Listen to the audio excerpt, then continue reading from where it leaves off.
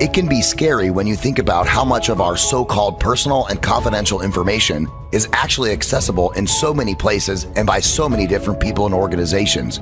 You need to learn what's being done with this information and how to keep yourself secure. Welcome to My Connected Life with Tyler Cohen Wood. When you're in control of your data in cyberspace, you feel all the more secure. Now, here's your host, Tyler Cohen Wood. Welcome to My Connected Life with your host, Tyler Cohen Wood. Today, we have a really exciting, interesting topic. We're going to talk about the supply chain crisis or the supply chain disruption. We've all been affected by raised gas prices, not being able to find things on the shelves, and so many more things. But also, how does this affect cybersecurity? And today, we are very lucky to have two special guests, along with my co-host, Scott Schober. Hello, Scott. Hello. Hey, everybody. So first, I'd like to welcome Chuck Brooks. There are so many accolades to these two men that I'm just going to have to just say something very quickly. But Chuck Brooks, he's the president of Brooks Consulting International, and he's named as one of the top 5 tech people to follow on LinkedIn. And Matthew Rosenquist is the Chief Information Security Officer, CISO, for Eclipse and a former cybersecurity strategist for Intel. Welcome, Chuck. Welcome, David. Matthew. Thank you, Tyler. It's great to be here. Great to be here. Look forward to the conversation. So, are we in a supply chain crisis? You look at one source, you say yes, and you see it, and then you look at another source and you hear we're in a supply chain slight disruption. So it's kind of confusing. Would you say we're in a crisis? I would say we're definitely in a crisis because it's permeating so many different verticals, and it's also related to physical products as well as digital products. And it's an issue that it's affecting our economic well-being. So and there's no quick remedy on the horizon. So that's a crisis. If it keeps happening, it's a crisis. If it happens once, it's a disruption. So it's multiple disruptions. It is disruptions in logistics. It's disruptions in oil pipelines. It's disruptions in pharmaceuticals. So all different kinds of verticals, I think, are being impacted by this. I'm so glad you brought up the prescription medications. The FDA recently listed 111 critical medications like insulin, heart medications that pharmacies just cannot keep in stock. And so pharmacists are trying to help their patients by recommending alternative methods until they can get these medications in stock. That's kind of when it starts to get scary. Yeah, no, I mean, you're dealing with, and if you're going to link cyber, I really think it gets most scary when you talk about healthcare or biomedicine, because a lot of those organizations, hospitals, health facilities just don't have good cybersecurity.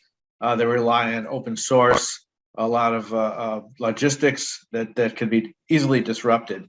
And they have been targets largely through ransomware of a lot of the bad players already. So, imagine the situation could be, and it's a weapon. If you could disrupt, our pharmaceutical ability to get the drugs we need, you're going to create a crisis, just like if you did, creating a crisis with the oil, with the Colonial Pipeline. But this is even more severe, and I really worry about protecting healthcare. And healthcare is just one of many critical infrastructures that our nation, every nation, really depends upon. And if we're in a crisis now, building on kind of what Chuck said, if we're in a crisis now, well, hold on to your boots, because it's going to get much worse down the line, especially from a cyber perspective. There's going to be more attacks. There's going to be more impacts. And the attackers are going to find more creative ways to put pressure on those critical infrastructures. And when we're talking critical infrastructures, we are talking healthcare, we're talking finances and economies, we're talking shipping and logistics, right? Getting food from one place to another, yes. Fuel distribution, electricity, water purification, and water sanitization. You have all these different areas that are all subject to attack. And this is the tip of the iceberg. So if we're going to call it a crisis today, which I think we do, because it isn't a one-time blip, right? It isn't a disruption, as Chuck said. We really need to kind of settle back and go, okay, this is probably going to get much, much worse before it gets better. So it's a crisis today. What do we call it tomorrow? 2X crisis, super crisis. Get the fancy marketing words ready, because it's going to get more difficult moving forward. Well, we also have the issue with a lack of chips, of components. I don't know if any of you have been in the market for a car, or if your lease or whatever is up. I happen to be in that situation right now. Fun time. And I'm telling you, there is not a worse time to buy a car than there is right now. Yeah, I think it's even compounded, Tyler, because if you're trying to get a new car, you're trying to lease a car, and maybe you say, well, maybe I'll get a used car. Guess what? The prices of used cars are now astronomical. So you've got this kind of speaking to the bigger points that you are all making. I think it's almost a cumulative disruption in multiple industries that has now created a crisis that's kind of ongoing. I think about just something as simple as you mentioned, transporting maybe medicine or even integrated circuits or things which are already, there's shortages on. To get it into a truck, there's 80,000 drivers shortage just in the US.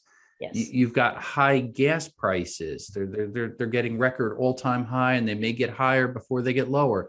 So those are just things that kind of compound the issue. And now you couple in a cyber attack. Imagine a targeted ransomware attack to one of the major shipping companies, to an airline. Think about how that entire process now in supply chain and logistics is so affected in so many different areas. It can almost be devastating. And we don't have to imagine that. It's happening. It's happening. Now. That's true. And we know it's going to get worse, because especially with ransomware, if you pay the bad guys, well, greed principle says they're going to come back tomorrow and go bigger. Yeah. So, this doesn't go away. We've got nation states where the gloves are coming off. And, other nations, other governments are taking to offensive measures. And guess what's right in the middle of that target? Critical infrastructure. So you can disable, regardless of if you have a border with somebody or not. If you have an enemy on the other side of the world and they're reliant, especially like we are, right? Look at digital transformation, look at the Industrial Revolution, the fourth Industrial Revolution. We are so tied in with technology, digital technology, that gives tremendous benefits to our lives, but we're also potentially victims if those technologies are undermined and those chains, supply chain being one of them, right? Those chains are impacted. It has a cascading effect. Yes. I agree with what Matt said, and we're being tested too. And we're being tested by loosely affiliated criminal hackers with state actors. It's happening every day, particularly on the energy infrastructure. And the good news, I think, is that we're actually not sitting down anymore. We're retaliating on. Recently, the U.S. Cyber Command said that, yes, we're going after the ransomware attackers. Hopefully, what Matt was saying with some offensive capabilities, because we do have a lot of our own offensive capabilities, and we could, if it is a war, and if it does get to a next level, like Matt says, where everything is disrupted and we can't go out to the grocery store or have our medicines, I think it's imperative that we do something very visible and very strong against those instigating these attacks. Yeah, I think we're going to see a lot more of that, to be perfectly honest, Chuck. I think the reins have been relaxed, and the offensive operators in the US government have kind of been given the green light. Go after some of these selectively. Don't cause a war, but go after these, especially if they're being sponsored by foreign governments, and they're third-party digital mercenaries for hire. Go after and start making some noise. So I'm looking forward to more of that. But we also know the attackers, they will respond. They won't just give up, right? Being attacked or counterattacked is an occupational hazard for organized criminal groups. So this is nothing new. They're not going to be scared. They'll probably pause for a little bit to harden their infrastructure, secure their communications, and a few other things before they come back with force. But as you said, this is going to be a war. We have an intelligent adversary. At least we're now showing up to the battlefield, whereas previously we didn't. So I'm glad that we are. And unfortunately, these hackers are making money off this too. Now that we have digital currency, so their incentives are even greater to do more attacks. And the other thing I think that's really changed in the last couple of years is the IT OT convergence, where they're not only attacking IT systems, they're going after OT systems also, which is really the crux of our critical infrastructure. So I think we're living in perilous times, as Matt said. I do too. And are those systems easier to target? Because sometimes with critical infrastructure, you'll have legacy systems, or the patching or whatever it is that you need to do isn't as secure. Yes and no. And the problem, I think, is you don't know if you've been breached sometimes in the OT systems, and therefore you have no alternative, just like in the Colonial Pipeline, to shut it down. And you don't know if the convergence went through the IT system. So there's problems there. A lot of them are regulated and have to keep certain security guidelines, particularly in energy under NERC and others. But they're still vulnerable. They are, as you said, legacy systems, and there's also a lack of cyber expertise in a lot of these systems. People retire, turnover, and these legacy systems, are not the best designed for security. So there are issues. Yeah, and if you think about it, there's kind of like a wave, right? Like a sine wave. If technology is really old and it's analog, where you're pulling a lever, it's pretty secure from a cybersecurity perspective, right? But then you get this adoption of digital technology because it's more cost effective, and you don't have to have an engineer at every site pulling levers. You can do it centrally over the internet. That sounds great. That's cost effective and it's timely. Oh, this is awesome. But that rapid adoption of that new digital technology brings with it those cyber risks.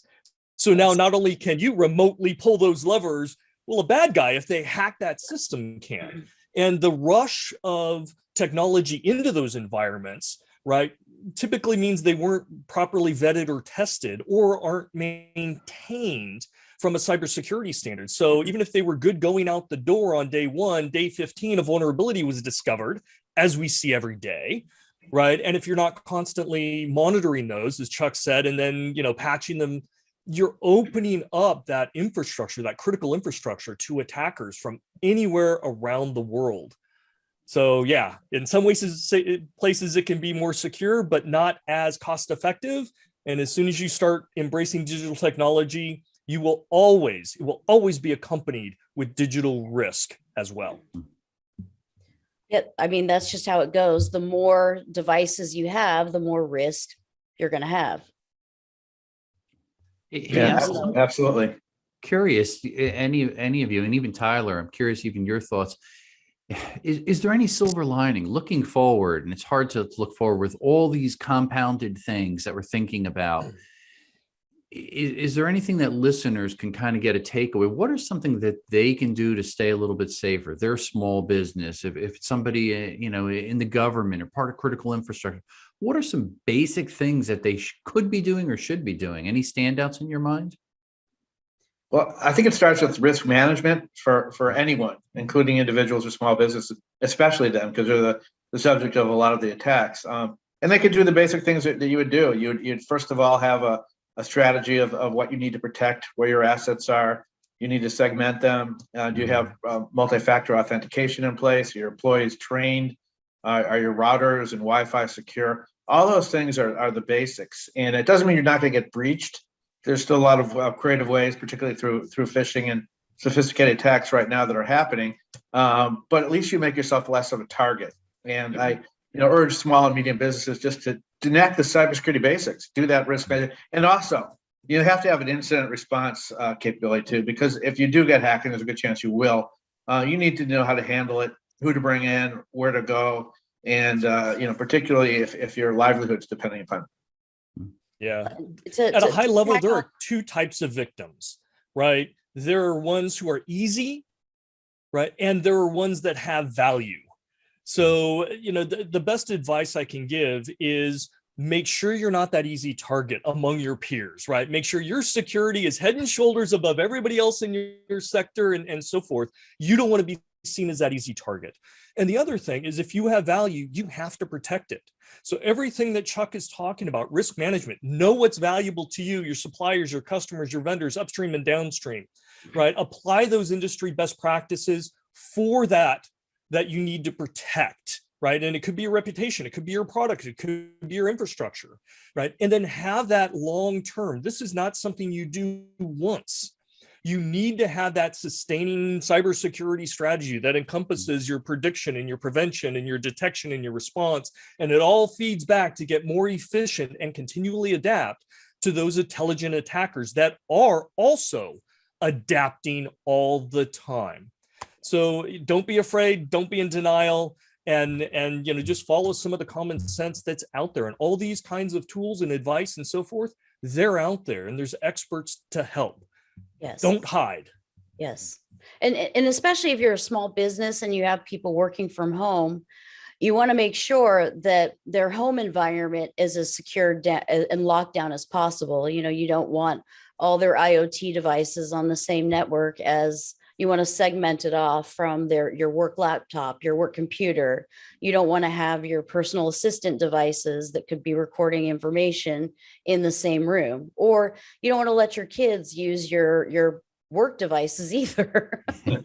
Because those are easy targets right there. You don't want to be that easy target.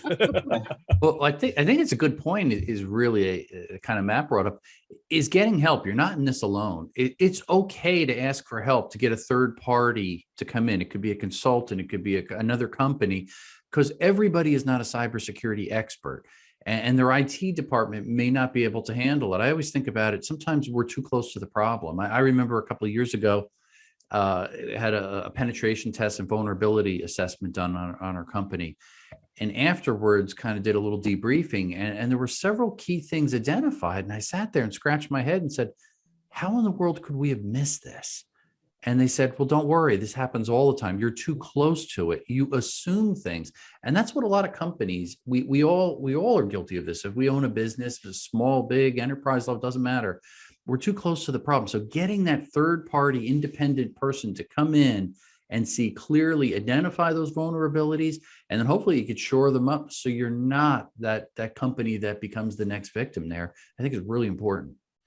Yeah, I agree 100%, Scott. I mean, managed service providers are of great value, particularly to small and medium companies who don't have that expertise.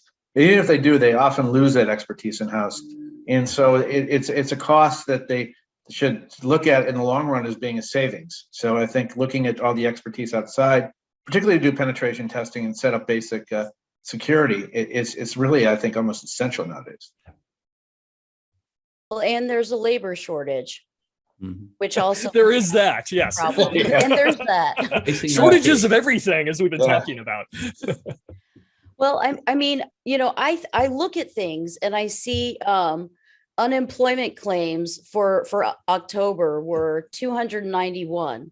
But we have these cybersecurity jobs, and they're not all coding jobs. These are jobs, marketing. These are jobs, sales jobs. There are all kinds of jobs that, we can train people to move into these cyber positions if that's something that they're interested in doing. Because if you can sell a car, you can sell an entire cybersecurity portfolio. And for people who are in factions of cybersecurity, but they want to move somewhere else, we have to have programs that can quickly upskill these people to get them into these roles. I believe that can help that problem, but there's a lot of other problems that I don't have the solution for. You make a great point, Tyler. I was just talking to somebody probably about 2 months ago, and they were getting a little bit senior in their career. They were in construction, so it was a little bit harder, the physical labor and stuff, but they've always had a fascination with computers, IT from the past. And I suggested, hey, think about cybersecurity. And they said, okay, maybe, what do you recommend? So we talked about certifications, this and that. And I said, you may even want to try to transition into the industry so you can actually get a job, get on-job training, and they may even pay for certifications and work with you. And sure enough, he went to a company, applied, and they said, yeah, we'll pay for your certifications. And boom, he jumped right in. So you get your toes in the water immediately to see if you like it, and you can grow and learn faster. So I always encourage people, don't be hesitant. Right. Make it part of your life, your hobby, your career, but you got to try it. Take that initiative, and maybe a company will help along the way with some of that education, get you certified to get you up to speed much quicker. And there you have a lot of growth potential then, depending upon what niche you end up choosing in cybersecurity. It's good to see also Yeah, great advice. It's good to see the government's also looking at more creative ways like cross training. I know they're doing a lot of training of veterans now, so those programs are good. A few years ago, I wrote an article that we should encourage Native Americans to be cybersecurity experts, because a lot of them don't want to leave their land. They want to be with their community. And now there's a perfect opportunity, I think, for a lot of those type of people that are at home to be able to use those skills and help. So I think there's a lot of creative, we can find ways to sort of fill the gaps that are so blatantly empty right now. Yeah. Right, and I love because- ex-military because they've got that Yes, right I do too. adversarial mindset as well. Yes. So we've got lots of resources. We just have to be smart about it. And also, you know, I'd throw a call out to say we need to drive STEM in schools and get people involved earlier at a younger age. Yes. And cybersecurity needs to be part of every engineering curriculum, every software curriculum, you know, all these different things, because there is and will be an element of connectiveness and digital, you know, security for all these jobs moving forward. So we also have to start those next generations that are coming up to have the right skill sets and mindset for this. You know, I would even take it a step further, because we're at a point now where cybersecurity has to be part of everyone's role. They have to have an understanding. So I believe it should be taught as math is taught, and reading and science. Cybersecurity just needs to be part of that, because that's the world we live in, and that's the world of the future as well. That makes great sense, considering this generation now is locked to their digital devices and operate in that environment anyway. I mean, it'd be a natural transition for them, and it might even do some good, because they tend to overshare on social media and do things they shouldn't do that cause risk. So I would definitely endorse that idea. I think that's, and the earlier the better, elementary school, even nursery school. Yeah. That's when they start using technology, right? I mean, I think about my kids, they're now in high school, but at a very early age, from elementary into middle school, they were given computers, they wanted smartphones, and they're ingrained in technology. So naturally, you got to teach them cybersecurity. So as a parent, I'm certainly doing that. But the school system, I found they didn't do a whole lot there. They were quick to give them technology and ask them to adopt, and the kids would adopt and learn it quick. But they didn't really have that great of the cybersecurity principles there. I always laugh. I go back, and my kids, when in middle school, the password throughout the whole school for them to all log on to everything was pizza. And I kept saying, how could this be? What are they allowing this? I can access grades or this or that. This is not secure. Finally, they've upgraded things. It's much more secure now. But pizza 1, 2, 3. Yes. Yeah, exactly. Damn, that's my password. Scary though. Scary. Just last week, my kids came back and they couldn't go on the Google Classroom for 3 days, because one of the kids got the password from a principal or something like that, hacked in and started posting all kinds of messages, and just to be mischievous, I guess, and took everybody basically out of work for 3 days. They don't get much work done now between the hybrid with the virtual and in class. So things are really messy there. So teaching that cybersecurity early age will really do good. Well, they understand technology. They understand the technology, but they don't understand the cybersecurity implications. Or like what Chuck was saying earlier, they overshare everything, and they also don't understand the privacy implications of that. And that's what needs to be taught. And I think there's an opportunity here for cybersecurity professionals, because I actually volunteer in my community. So I go out to the grade schools and the high school, and I teach cybersecurity and privacy and all those. And it's not only to the kids. We also do forums where we invite the parents in as well. Mm-hmm. And the first thing we talk about is, okay, you gave your kid, or you've got these people, your finances, your personal data, this can affect you. If your kid's PC that you bought them for gaming gets hacked, it's on your network.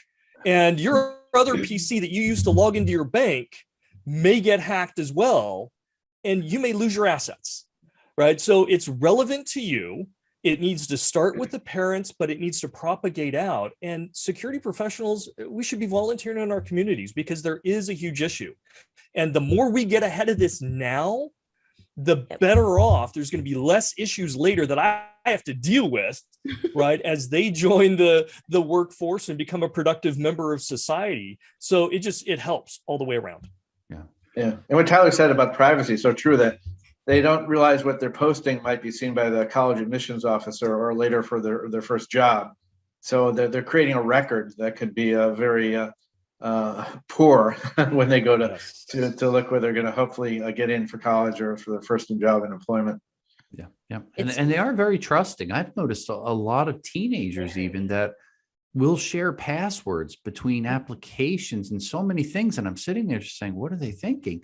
And then you ask them and they say, what's the big deal? What can they do with that? Well, the fact that they reuse that same password across all their apps and all their logins, that's when it starts to become a real big problem. They don't get it yet. So some of them are really good with technology, but that cyber side, they're still a little fuzzy because they didn't learn it early on in school. And I think all of us, to your point, Matt, could really help. We can share those things, instill those things in the local schools, the community, with everybody we come in contact with, and start making a difference. Because looking at this bigger topic of logistics and supply chain, it doesn't affect the cyber industry. It affects every industry. So young ones coming out of school, they're going to be dealing with the problems that this generation is now dealing with because it's not going away. What is causing the supply chain issue? Is it gasoline prices? Because I know that it all works together. Like one thing, it's like the domino effect. One little piece falls and the rest start kind of falling into place. Is it the high price of gasoline? Is it labor shortage? What is it? I say yes. In other words, it's all of those things. Look at something as simple as just our economy versus, say, China. If you look at last year versus this year, just containers, 40-foot containers coming from China to the US, if they can get into the port, that is, they're $20,000 more per container. It's a 500% increase. We have to buy some of our components, electronic components especially, that come from China, Taiwan, Singapore, different areas. The cost to get these things in and the added tariffs that are now applied to a lot of the things are driving the prices of our finished products up significantly. We sell mainly to the US DoD community and the companies that are, dealing with security problems and things with the wireless nature. But what does that do? That translates to a large increase in prices just because of that little component alone. So if you take that and now multiply it by all these different verticals tied in and all of the logistics challenges to get it from point A to point B, that's what I think is part of the bigger problem. It's not any one of these things, because we've had problems like this for decades in any one specific area. Gas prices up, gas prices down, shipping problems, prices go up, problems down. You add all that together, and now I think my fear, and probably as well for the three of you, add that cyber component in the not too distant future when it's targeted attacks to any of these verticals. That's when it becomes a complete mess, the perfect storm for problems. Yeah, it's really a national security issue too, because we should be producing our own chips. We shouldn't be relying on foreign countries for all these vital technological components, and we are. And maybe this is a wake-up call for that, because prices are going to go up, or we may not be able to get them if we're in a conflict with one of our adversaries. So we have to really review this whole situation in terms of supply chain.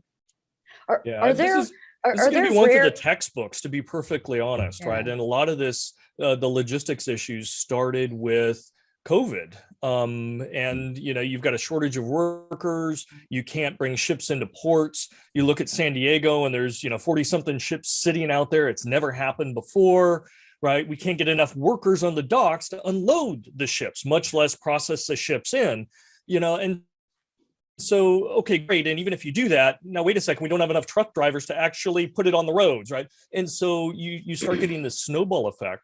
Now, normally when things are running relatively well, there are economic factors, right, that compensate, right? If you want your package a little faster, you just have to pay a little bit more. But now, if you don't have those structures to do that, it's how fragile our supply chain for products really is. And again, you start adding now, I mean, that's again, it's the perfect storm for cyber attackers, because they go, great, it's already a fragile system. Now I'm going to go hit them with ransomware, and they're going to pay me. They don't have the latitude to be offline for a day or two. They're already struggling. They're going to pay me, right? Easy money. And that's what we're seeing. So it is going to get worse, because that feeds the financial motivation of cyber criminals. Now, I'm glad you brought that up about the ships. I'm going to read this. So as of Thursday, there were 97 ships waiting to dock at the ports in Los Angeles and Long Beach, 68 of which were waiting at least 150 miles off the coast. New policies have instituted to have ships anchor hundreds of miles offshore.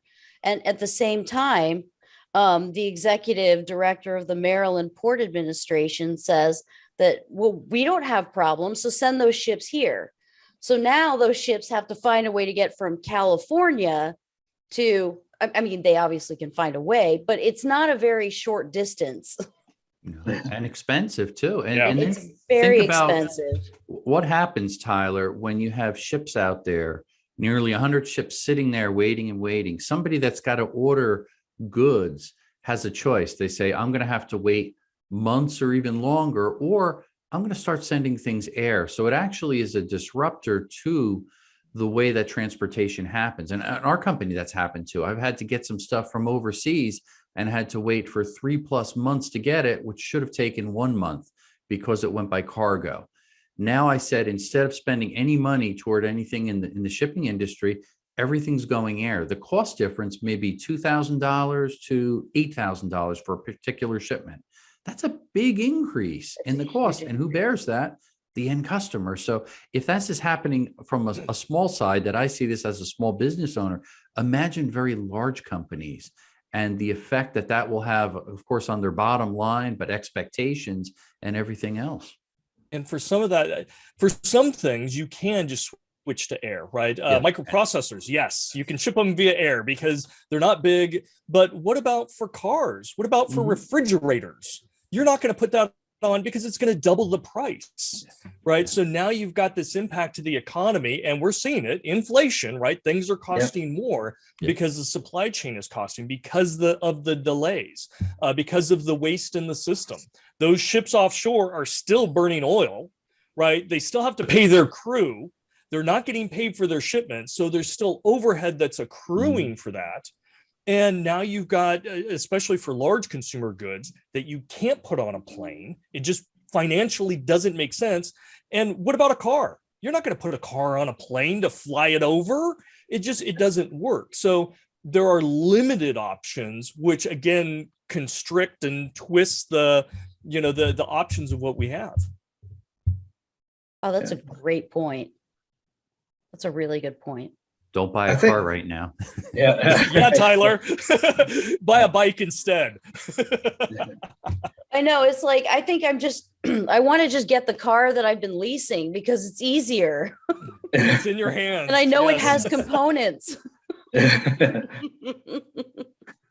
then you think about too, the rare earth minerals, and we don't have some of these minerals in this country that we're kind of dependent on. And that's a problem.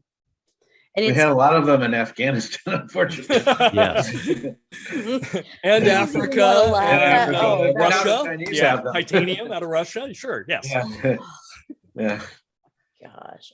Yeah, I think that's going to be more challenging. You think of something just as lithium, for a lithium battery, as we see a slow migration toward electric vehicles. I mean, I've started with stuff in that industry back in 2010. We've been selling testers to help with the big rapid electric vehicle build out, and our tool is really focused on for the chargers, where to locate them from an RF perspective so they can communicate properly.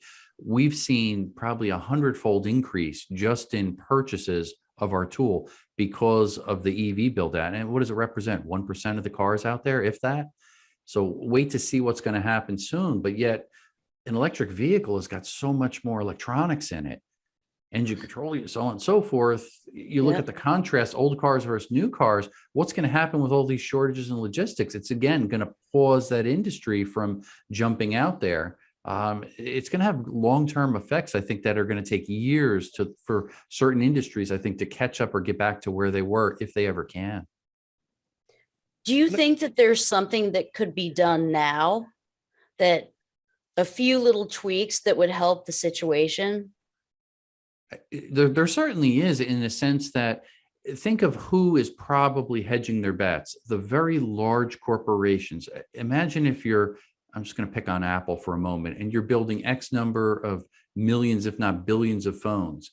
You've got a big supply chain issue. So when you're going to buy X number of integrated circuits, you're probably going to double that amount and say, let me warehouse these until I could design my own and stop being dependent upon this third-party source in Singapore, Indonesia, wherever else. I'll just make them myself.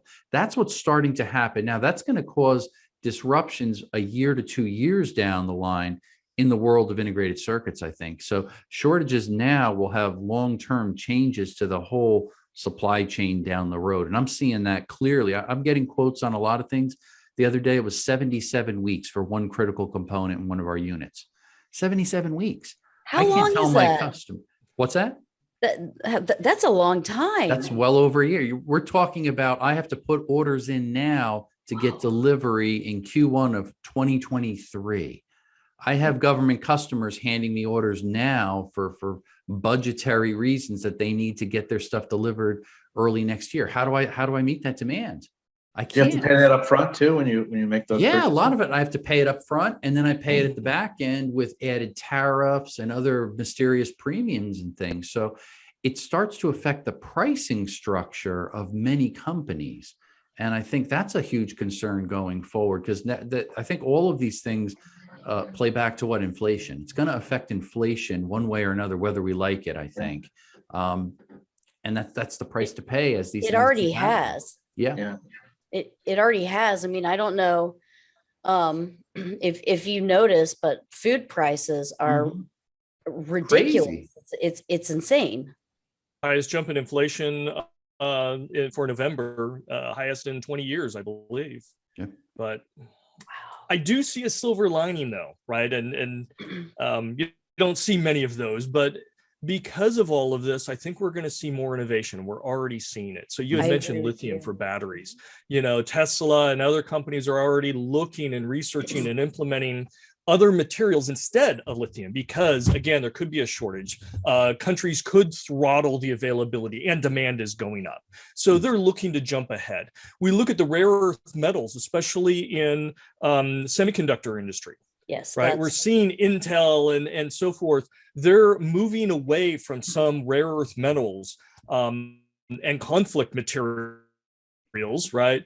More sustainable ones. And so they're driving that innovation to get away from that for that long-term kind of planning and be in a good position. Same thing with Apple, right? Apple's doing that as well. So again, these unusual situation drives something that America's really good at, and that's innovation. If nothing else, we are incredibly competitive when the chips are down. We are very creative, and we go sideways and come up with very unusual but practical solutions eventually. I think this is going to show and highlight the innovation of America, because this is where we thrive. Yeah. I agree. I agree. Yeah. It's also encouraging that some other companies now, like Samsung, are coming over to like Texas to build and operate. They're going to where the market is, so at least there's an opportunity there too, along with our innovation. What do you guys think of like artificial intelligence? Also, I start thinking about some of these problems, and then I step back from it and I say, we have so much more modern technology, algorithms, artificial intelligence, machine learning, if properly adapted. And a lot of times people say AI, and it's not true AI, but if it's done properly, a lot of these problems could be more efficient and solved. And just a case in point, we were getting Chipotle last night, and we always buy from an app, and I think everybody else does, as well as DoorDash and so on and so forth. And I walk into Chipotle, and there was 100 people in line because the app was down.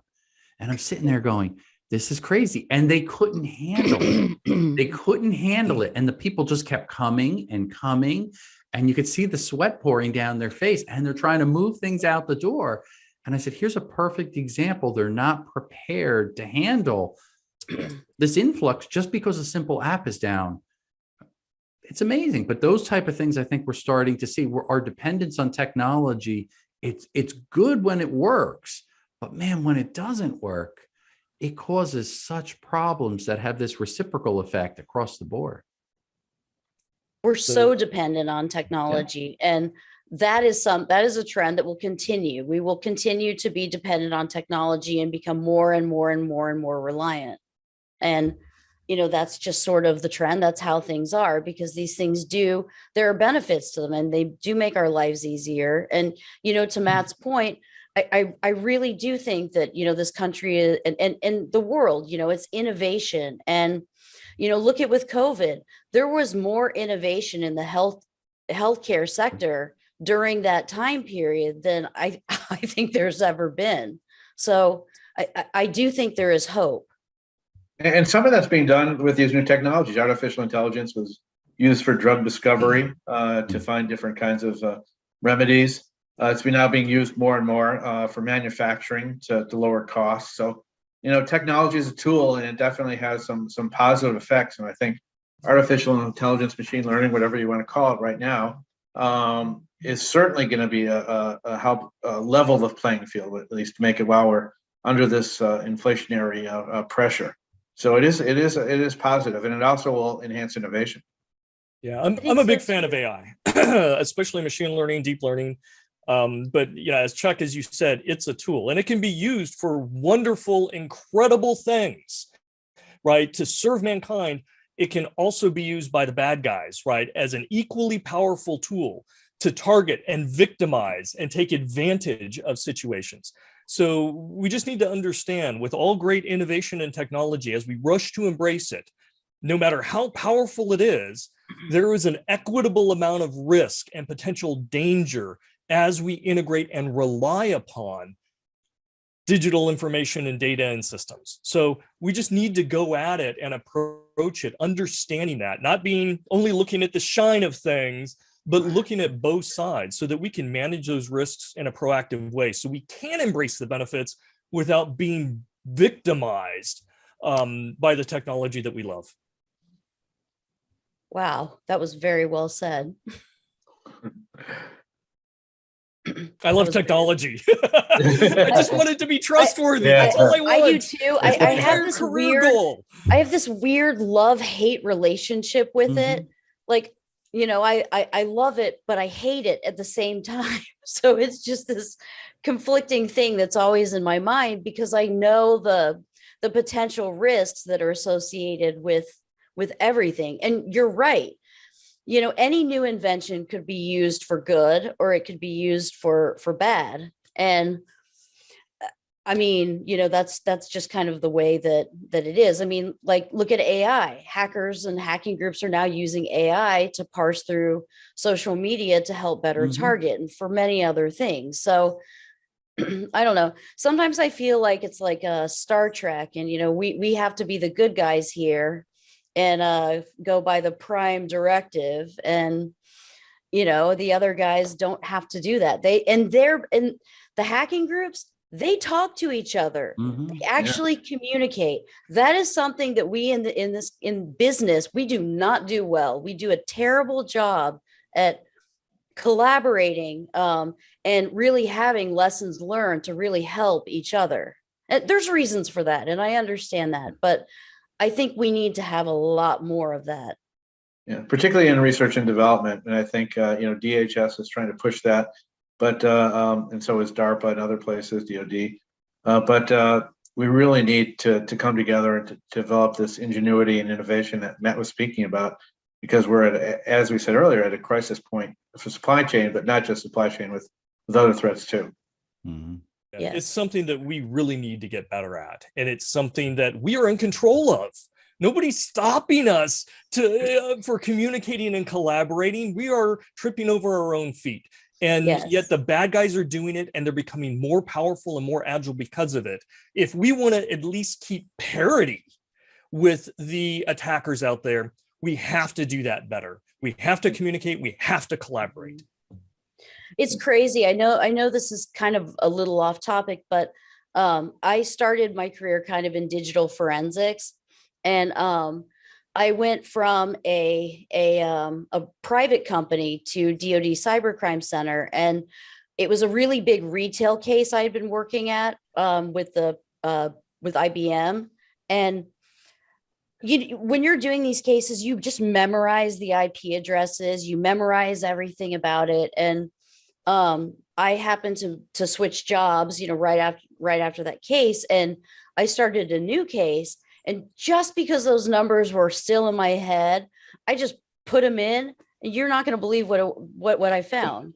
Exact same attacker, exact same methodology. And I kind of collaborated with myself in a way, but that's sort of what we need, because the time it would have taken for someone else to find that without having known that stuff prior, it would have taken forever.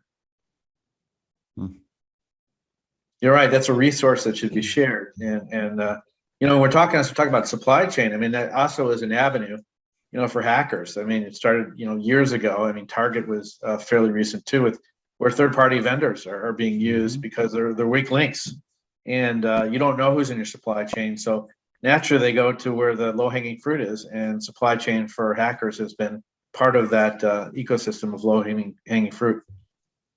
And that's something we have to really address, right? Is especially in that software supply chain, because all the suppliers and companies out there in the world, they're using software.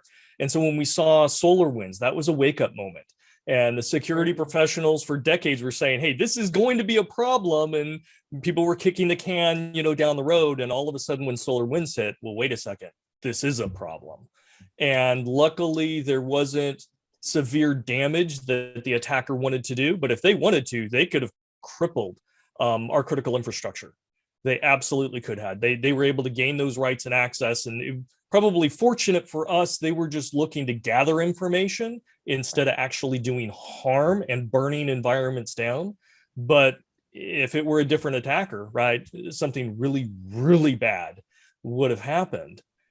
We have to worry about that for all. I mean, we've got the, a recent vulnerability this week, right? All the security pros have been up this poor weekend, worried about Log4j. And it's big. It's a 10 out of 10 kind of vulnerability. But that is a piece of code that people use, right? Grab it and throw it in their software, put it in their production system. And it's a supply chain issue. It's not code that they wrote. It's somebody that, something they're grabbing and using. It's an open library, and we have to worry about that. And we're going to see more and more vulnerability in that space. And in this case, kids were hacking Minecraft servers, right? People that were not technical at all were undermining major environments, and it's easy, unfortunately. So we're going to see things like this again and again and again that can undermine the security, the trust, the integrity, and the confidentiality of these software systems that run, well, everything. We don't have a solution for that yet either. I mean, this is there are some patches that you can do. I think the big fix is going to be when a major revision comes out, which will probably get pushed forward. But this is the vulnerability du jour. We're going to have more tomorrow and the next day and the next day. The system has been designed, and coding and product development has evolved to a state where there aren't deep checks like that. And when a vulnerability does get discovered, everybody first asks, do we use that? Well, I don't know. How do we find out, right? There's not even a database to say what you're using and what versions you're using for many organizations. So it becomes, let's start from scratch and start looking under rocks. Well, that isn't very efficient, right? So there's so many things that need to get better here. Yeah, one of those could also be that using a software bill of materials, which is now being pushed by DHS, so you at least know what's in your code, and who, first thing is knowing what's there. Yes. And and identifying it. So I'm hoping that has legs. It looks like it is. It's being adopted by DoD and other parts of the federal government, but that's just one step. We need to do more. I think it's a good step. It brings a lot of overhead, so there'll be refinements to it. We saw that in the software and hardware industry, firmware and operating systems and so on and so forth many years ago. And everybody went forward and said, oh, this is a great thing to do, until they started doing it and realized it bogged things down so much that they had to pull back and find kind of an optimal balance on what to track. And I think we'll get there in this space as well, but it isn't an instant fix. It's something that we have to learn and adapt to and then craft for wherever we're at in our evolution in this digital transformation. One of the things that I keep thinking about is to help with, the ships and the order or the priority that they can get on dock. I know some of it has to do with having trucks there, but having a very good inventory system. So what are perishable goods or what are medications, what are things, so that they can get in first. Because, it's, again, this is not like when COVID first started and you couldn't find toilet paper. This is medications. This is, much, much more important stuff. It'll be interesting too, Have any of you guys had issues finding Christmas presents for your kids? I can't get a replacement video card. I think just Amazon in general, there's stuff. Yeah, Amazon's good, except they just had, I think, two plants collapse with that recent stuff that happened in Kentucky. Terrible. So that's a shame. What a tragedy that whole mess is. But a tornado in December? Yeah, well, it was how many people have passed away from that? I heard 60, 70, 100 that have died. That's pretty critical, and it's heading, I guess, headed out to the East Coast there. But you take something that's like a natural disaster like that, you couple it with kind of pandemic, post-pandemic mess that we're coming out of as the economy's kind of getting better, inflation, all these supply chains and logistics, and then you just throw cybersecurity anywhere in that mix. To me, it's the perfect storm again and again, where we really have to say something has to be done across the board, because it can get a lot worse. That's the part that I kind of envision looking ahead. We think it's really bad with a lot of things. Our package doesn't arrive, prices go up. It's hard to get certain things that you can't buy, but it can get a lot worse. And I think that's what we have to realize if we don't all start working together and acting now, and use technology where we can to make it better. And sometimes we've got to back away from technology, because sometimes technology is part of the problem and it's part of the solution. So understanding it and putting it in its proper perspective, I think, does help in a lot of these conversations. I think you're right. And there's a dirty little secret that we don't really want to talk about. Talk about it. Unfortunately, it's a good time to be a cyber criminal right now, because of everything that Scott was saying. Lots of victims, lots of target, lots of money out there, lots of value, lots of motivation. There's fragile systems, and we're going to see it. And it's not just with the hackers that are there now, right? We're going to connect another billion people to the internet. And a lot of those people are going to be coming from countries and regions that are economically strained. Mm-hmm. Over half of the population on the planet live on less than $20 a day. And we start connecting them. They see being connected as a lifeline. It's the ability to be able to put food on the table. And if cybercrime is something that will do that, transform their life, be able to, again, food on the table, kids can afford school, things of that sort. And it's, so easy, and there's so little chance of being caught, we're creating an environment by our lack of securing it. We're creating an environment that's conducive to attracting a good chunk of those next billion people to become cyber criminals. Mm-hmm. Right? So our lack of action good point. Will bring those to the table. And I don't want to fight the next billion people. I don't either. I don't need them to join this fight. No, you don't. No problem. It's so there's even jobs within this industry that are maybe borderline. Like, there are businesses that now they will help negotiate your ransomware down. Mm-hmm. Is that criminal? I don't know, but they make money. Yeah. I think it should be criminal paying ransomware, right? We Yeah. should not be paying extortion. It just propagates the problem. Makes it worse. I think too, if we think about it, sometimes there are things there that are enabling it, but nobody does anything about it. And I'm thinking about just the dark web, cryptocurrency, both things that have very positive influences in certain ways, but there's a lot of negativity associated because cyber criminals lurk there and can be so successful. You can't catch a cyber criminal easily when they're anonymous. They can make a lot of money. They can do it from the convenience of their home. And yet the dark web is still out there. It's being patrolled. They're catching people here and there.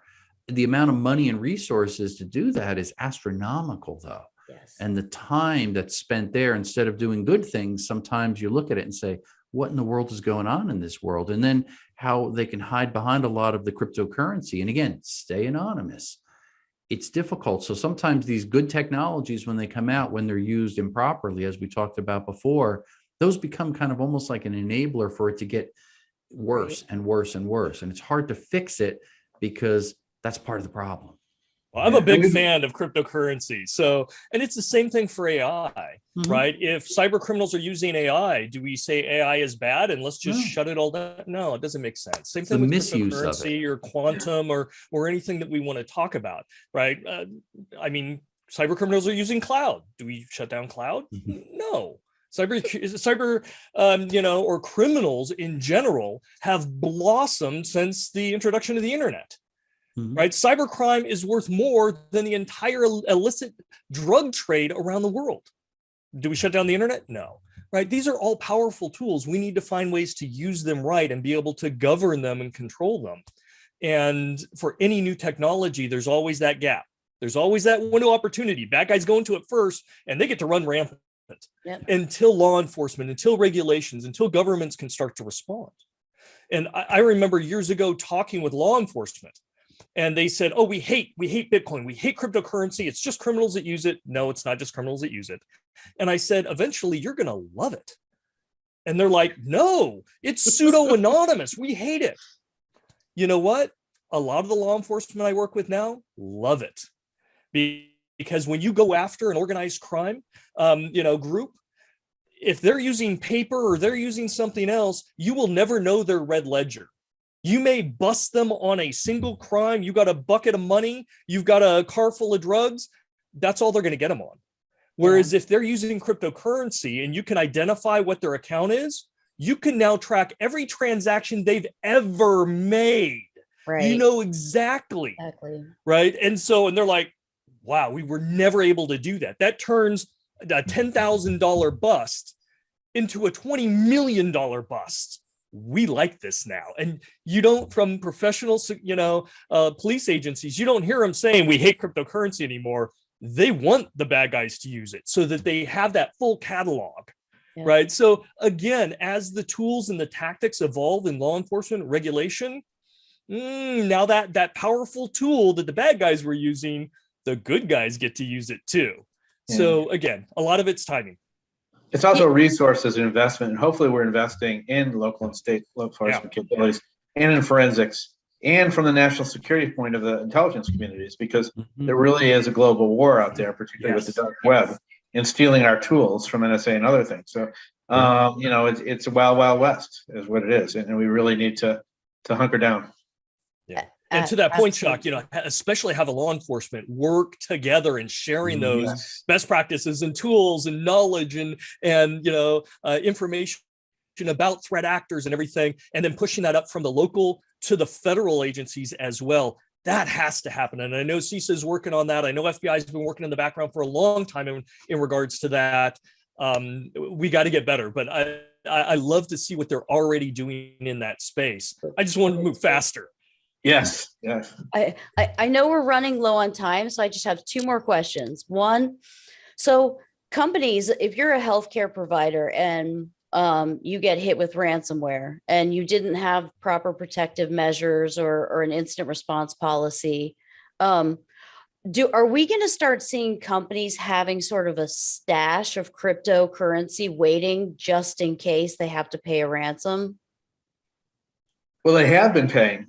We don't know how many of them have been paying, but they have been paying rather than go through the headaches, of trying to get their systems operating again, and also because of liability issues with some of the medical equipment patients. So they have been paying, and it's quite plausible that they do that if they don't get the right resources and help now that they desperately need. And I know there's some independent groups out there that are actually volunteering and helping them create better cyber defenses. Some hospitals have one or two people working and have no real conception of the threat landscape. This is relatively new for them, but now they've been hit so much in the last couple of years that they have no choice but to do this. But I think some of them are looking at having, one of the alternatives is paying, which I think is a bad idea, but they're doing it. Yeah. Early on, I know some big tech companies that were very tech savvy were stashing some cryptocurrency in the event of that. But I think most companies now, they're going through a third party. They're either going primarily through their insurance carrier, and they've got their own vendors that deal with figuring out cryptocurrency and everything, or they're going through a private negotiator when something bad happens. But I'm with Chuck. I am absolutely in the camp of we should not be paying these criminals for their extortion, their digital extortion, because they're just going to keep coming back. Yep. And we're looking at billions of dollars flowing there that now they're investing in these new vulnerabilities in 0 days. We're just giving them more power to attack us. Yeah. So anytime somebody's impacted by ransomware, that needs to be a wake-up call. You've got deficient security controls. You need to be paying more attention. You need to be more proactive and have a better sustainable system versus paying the person that's going to keep coming back. And by the way, when you pay it, you get to be on the special list. And they're going to come back after you, and they're going to share that list with other criminals because they know you're a victim that's going to pay. So they're just going to keep coming after you. They collaborate. Absolutely. And I'll sell you my list. Yeah. Right. I'm a bad guy. You're a bad guy. I'll sell you my list of victims that paid. Here you go. That's the way it works. And it works. So we're running low on time. We have a couple of minutes left. Does anyone have any final thoughts? Because if not, I'd like to ask a question. Ask the question. Go for it. You're the host. You can do it. Because we have just a few minutes. The next show is on cybersecurity predictions, and you guys are experts. We're all experts here. I want to know, what are your top cyber prediction for in the cybersecurity space for 2022? What do you think is going to be the most important thing? Chuck? Well, I don't know if there's one most important, but I think you're going to be seeing, as Matt said earlier, a lot more attacks on critical infrastructure. And I think there'll be much more of a focus on the IT-OT convergence. And there'll be more measures. There's legislation right now calling for more fortifications, but I think it's going to be the point where maybe the government actually takes more responsibility for protecting the private sector, particularly with energy and healthcare, and perhaps financial and other areas. But I think you'll see a sea change of policy if something bad does happen. Not a good prediction, but it's likely. And I'm actually working on my 2022 predictions. So I've got 11 of them. I won't go into detail, but I'll give you a short list of what they encompass. The relevance of cybersecurity, cryptocurrency is going to be some interesting changes there. Quantum, we're going to see some things happen. AI, ransomware, no surprise there. Critical infrastructure, we've been talking all about that this entire show. Cyber criminals, we're going to see a rise. Foreign policy, we're going to see cyber attacks really kind of feed into that. We're also going to see oppressive governments using cyber and cyber attacks or issues in that space. Law enforcement is going to get some good wins, and I think there is going to be a much stronger public-private cooperation and collaboration. And part of that is some of the regulations, part of that is some of the information sharing. But if nothing else, doors are going to open and phone calls are going to be made, and communication is going to start to happen more next year. I'll throw in one more that just kind of stood out. It's a little more focused that I'm predicting is ransomware and cyber attacks targeting the electric vehicle market, because there's a lot of vulnerabilities out there. There's a hard push with all the investment that some really large companies have put out. Now they're looking to start seeing some of that return. but security is kind of getting pushed aside. And we don't hear a whole lot about all the vulnerabilities and how they're going to handle it or are handling it. But you could see that that's a big focus and a big spend. And now on top of that, you've got the Biden administration committing toward billions of dollars to building out that infrastructure. So to me, that's the perfect storm in 2022 for some very focused attacks. And yeah, go ahead. And another vertical I think we have to look at is space. Just a couple weeks ago, one of the generals announced that our satellites are under attack every day, and we're more and more dependent for our communications and monitoring our infrastructure with space. So that's not even a critical infrastructure under DHS yet. It should be. That's another one. Yeah, and I think they're going to be targeting a lot of the ground stations, which directly affect the satellites. It's a lot easier to attack some of the ground stations and the communication, which in turn will have these birds crashing into one another in no time. Well, it's going to be an interesting year. Thank you guys so much for coming on. This was such a great episode, and I hope to have you guys on another episode. Thank you so much for listening to My Connected Life with Tyler Cohen Wood. Thank you. Thank you. Thank you much. Thank you.